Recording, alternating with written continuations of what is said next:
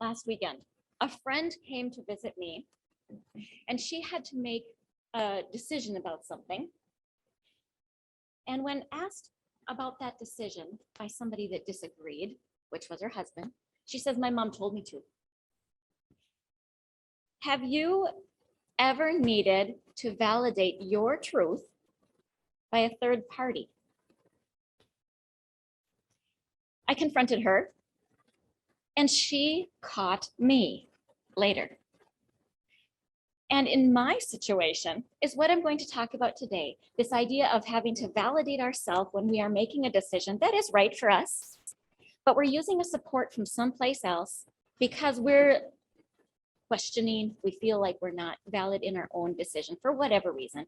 It affects all of us in various degrees. All of us have done this in different areas of our life, whichever area we feel a little less confident in. The situation for me was that some of you know that I have been working in my basement, making some repairs, not some repairs, a complete demo, including masonry where we dug out the floor to the earth and had to do some replacement. It was a huge undertaking. And I did quite a lot of the project. But when people look at me and they ask, how's your basement?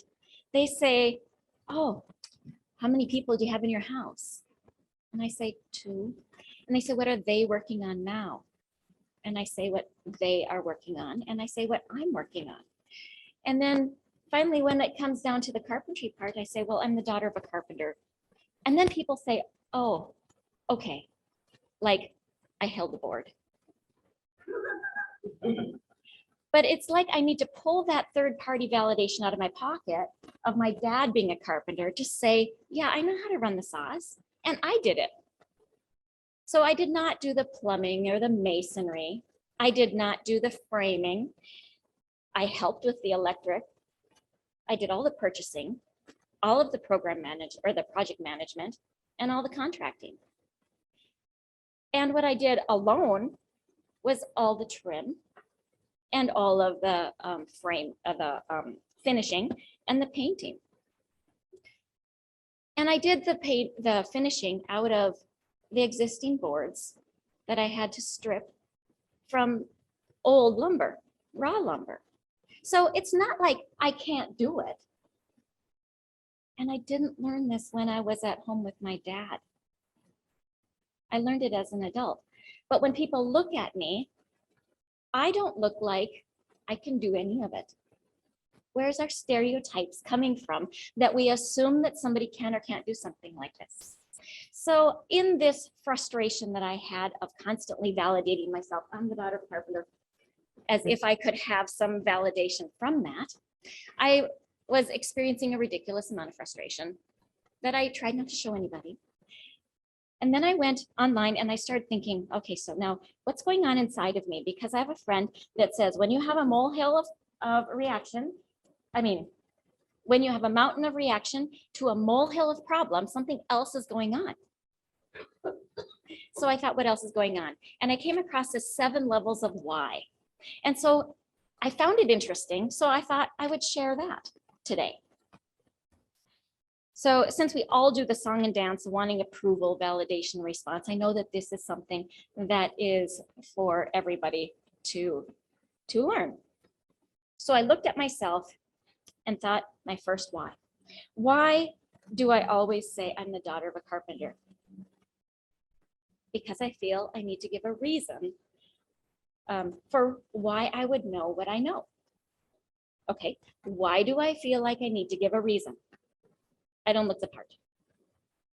Why do I have a stereotype in my mind for what the part is? And then, well, it's how I grew up. I was told I couldn't do carpentry because of my size and because I was female. And that tells a little about the generation that I grew up in too. So since I heard myself say that, according to these sources of how you dig into your own personal default settings, it means I believe it. I thought, so my next question therefore is, why do I believe that? because I don't. And yet there's a subconscious part of me that apparently does. And I thought, I don't want that anymore. So all I could say is I let go of that. And then I had to ask a different question because I couldn't keep going. And that question is, what really holds me back? So then from claiming that I actually did the work. So then I had to go down this other path.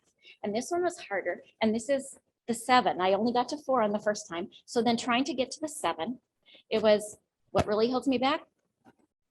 Fear of judgment. Well, why would I fear others' judgment? And of course, there's always this pause to really try to get inside of yourself. But I wrote it down so that I could move faster. And it's because I get angry. Well, why do I get angry? Because I doubt that I'll be believed. Why do I doubt that I'll be believed? Well, that's history. I don't look the part. And now I'm in a circular discussion. I'm back to where I was the first time.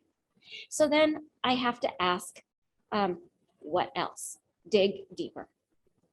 And then after a pause, I realized I'm not that great of a carpenter.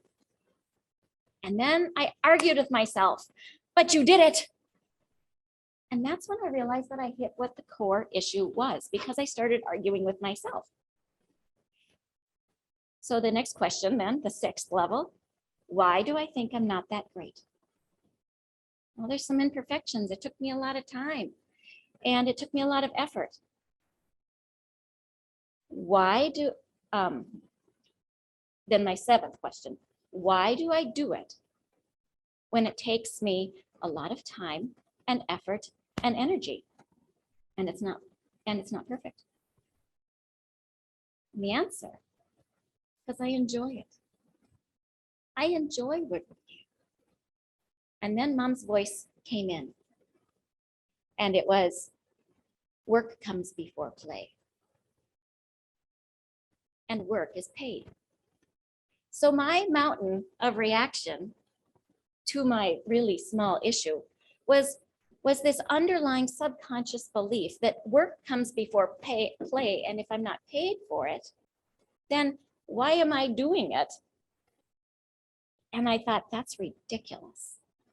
But yet we all have a subconscious belief that can battle within us when we have this conscious belief of what it is that we're actually pursuing.